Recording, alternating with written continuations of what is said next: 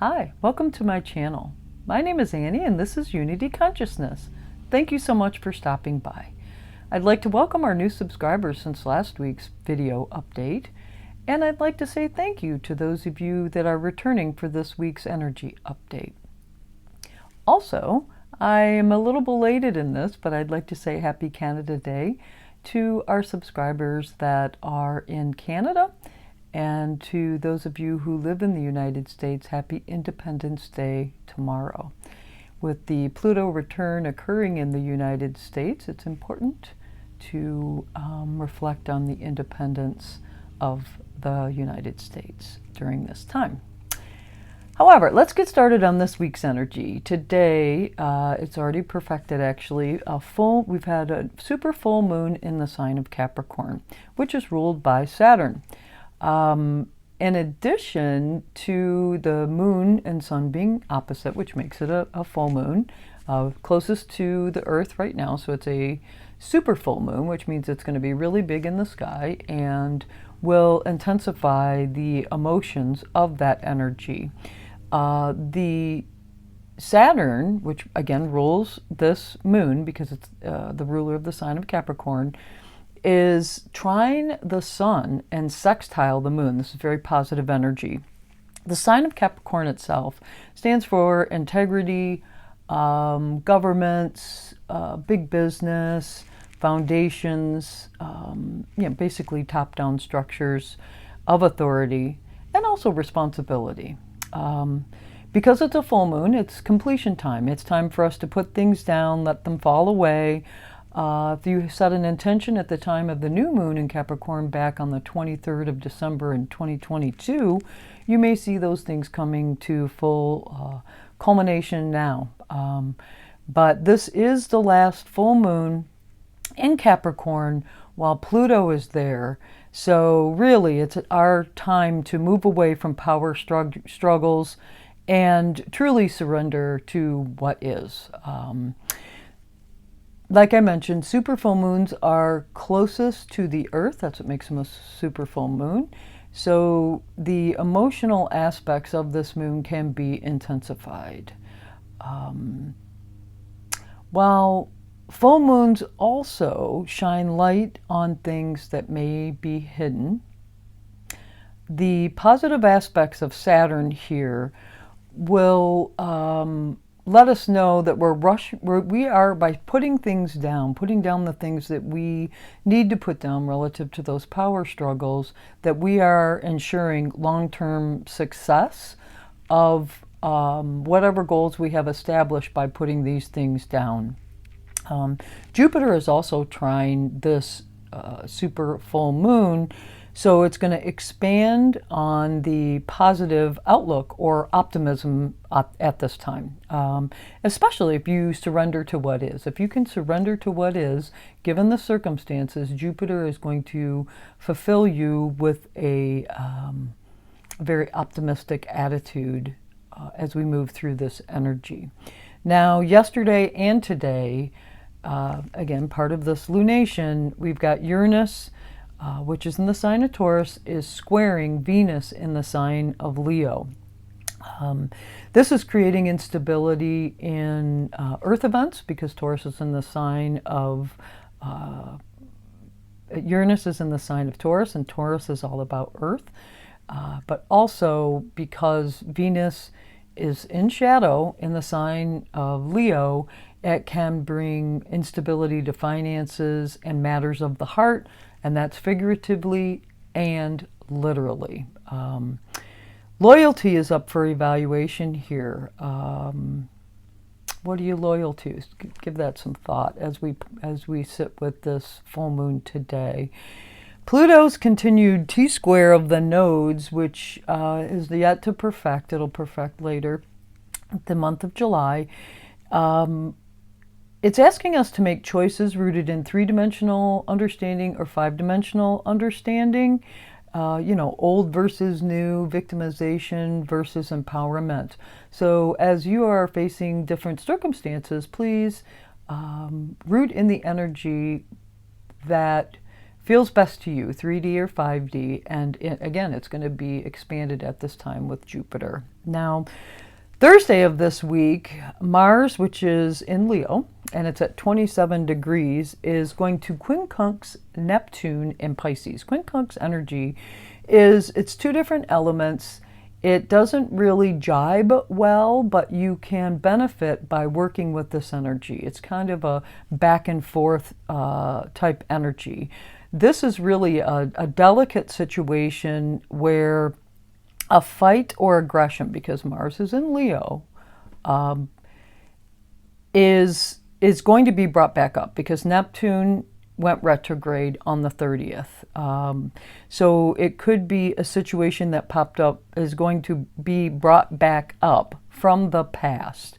The question now is it worth the fight? Because we've got Neptune retrograde in the sign of Pisces asking us to, certainly use our intuition, but also apply compassion to the situation and have emotional control as well. Try to keep our emotions to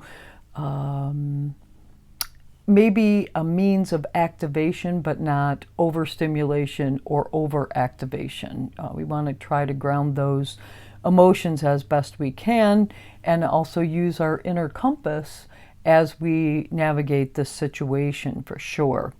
Neptune going retrograde, going retrograde on the 30th was a real doozy. There's no doubt about that in my personal life as well as those that I have spoken to in the last couple of days. It was extremely emotional, but at the same time enlightening.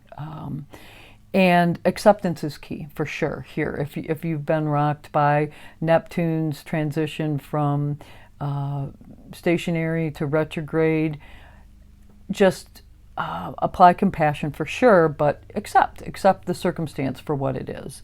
Then on Friday of this week, I really like this energy day. I mean, today is really good. I mean, this full moon in Capricorn has such positive aspects to it. I like today's energy as well, but I really like Friday's. It's going to be fast-moving energy. And what's interesting to note, too, is Friday is the 7th day of July in 2023, which means 777. And numerology, I'm not a numerologist, I had to look this up, but 777 is all about divine magic and luck. And given the Jupiter influence early in the week at the time, well, today, relative to the full moon in Capricorn, you can really get a boost from this energy. There's no doubt about that. But what's happening? So Mercury, which is in the sign of Cancer, is going to sextile Uranus in the sign of Taurus. So this is really fast-moving energy. I mean, Mercury is zipping through the signs this month. So it's going to be fast-moving. But this is great news. Good news coming to you from just completely out of the blue. Wherever Mercury sits in your chart, which is currently in the sign of Cancer, so take a look at your natal chart and see where Mercury, or Cancer, excuse me, where Cancer sits in your chart. And the house that it reflects is probably where you're going to get that good news. And Cancer is all about home and family, roots of origin, self-care. It's very protective energy. So that could give us also a further clue of what this good news is going to be about. And really, that's all the energy we have this week. We are still recovering from that pivot of Neptune, which was, like I said, it was a doozy. And this month, we do have some intense aspects. So let's quickly talk about that. We've got the full moon today. We've got a new moon in Cancer on the 17th, which is ruled by the moon itself. So there could be further emotional, it's an emotionally driven new moon. We'll be asked to set an intention at that time. Also this month, the nodes are going to shift. They're going to shift from North Node in Taurus, South Node of Scorpio, to North Node of Aries, South Node of Libra. And I've heard this as the me versus we, or the, Libra and Libra is the south, Aries is the north. The axis itself is the relationship axis. The me, Aries, all about me, or self-centered or centered in self, depending on whether 3D or 5D is your thing. And Libra, which is all about balance, wanting to balance, but it can also be self-sacrifice. Libras are known to sacrifice themselves for the purpose of balance. So as this nodal axis shift occurs, we're going to be asked to balance relationships. Now, when I sat with this energy, I got a very clear message of breaking the cycle of codependency, because balanced relationships typically aren't codependent. So if we're being asked to step into this energy and really evaluate our relationships, codependency is no longer going to have a place in our world. So where codependency exists, you're going to want to step away from that, that's for sure. And any personal planets that go retrograde during this 18-month cycle of this nodal axis shift, the break the cycle of codependency or themes relative to relationships will be popping up with those personal planets and what they represent to you in your natal chart, but also the representation of the energy of that planet itself. I hope I'm making sense here. Also, Venus, which went into shadow on the 19th of June, will be going retrograde in the sign of Leo on the 22nd until the 3rd of September, will remain in shadow until the 7th of October. And this is all about what and who we value as reflections of ourselves. And it's going to have special emphasis on codependency, as I mentioned. We will have stepped into the nodal axis shift just prior to Venus going retrograde. So I do believe that there's going to be some undertones on codependency and releasing codependent relationships during this cycle. Mars is going to also enter Virgo this month, and that's going to magnify details. Virgo people are very detail oriented, so Mars coming here is really going to bring details and a busyness to structures in our lives. Mercury is zipping through. As I mentioned, Mercury is just zipping along. It's going to go from Cancer to Leo to Virgo this month. So we've got a lot going on there. Chiron is going to go retrograde in Aries later in the month. I believe it's around the 23rd, if I've got that right. And also the Sun is going to enter Leo later in the month.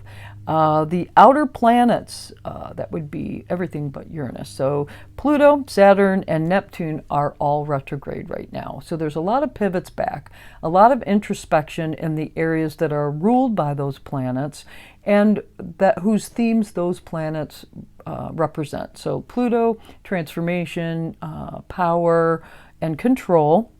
Saturn, responsibility, asking us to review our responsibility, the balance of that and the ownership that goes along with that. Neptune is all about exposing illusions, or when it goes retrograde, using your intuition and creativity. So big month ahead for us. That's what we've got coming down the pike. So, but that's all I have for you this week. Boy, the cards were very active today. They were jumping out like crazy, but they were jumping out in bulk. And I like to take a single card, so lessen the interpretation. But today I used the Animal Spirit deck by Kim Kranz. And the card that popped up for us is the Starfish. This is water energy, and I also have to say, in reading this definition, it really feels like that Neptune pivot that was really hard, at least in my world, and for several of my clients, the past week or so has been quite emotional. So let's read what it says. Starfish energy, beautiful, alluring, superficial, or shallow.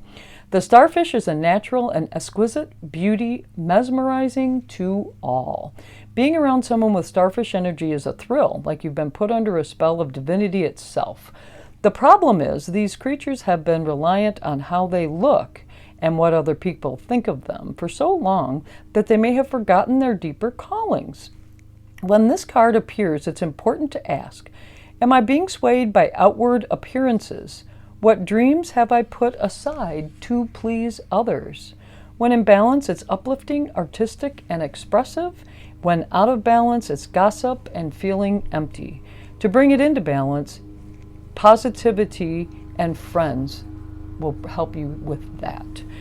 I really see this as that Neptune stationing to go retrograde, just literally relationships. So we've got the nodal axis shift in here too. So, well, that's all I have for you this week. If you like this video, please do click the like button. If you want to know when videos are being dropped, click the subscribe button. And if you know someone that can be helped, please co-create with me and share this video with them. I hope that you have a fabulous week. Enjoy this full moon. Immerse in the energy of Capricorn. Let things go and know that what you let go will help you establish not only stability but long-term success as well. Have a great week. Namaste.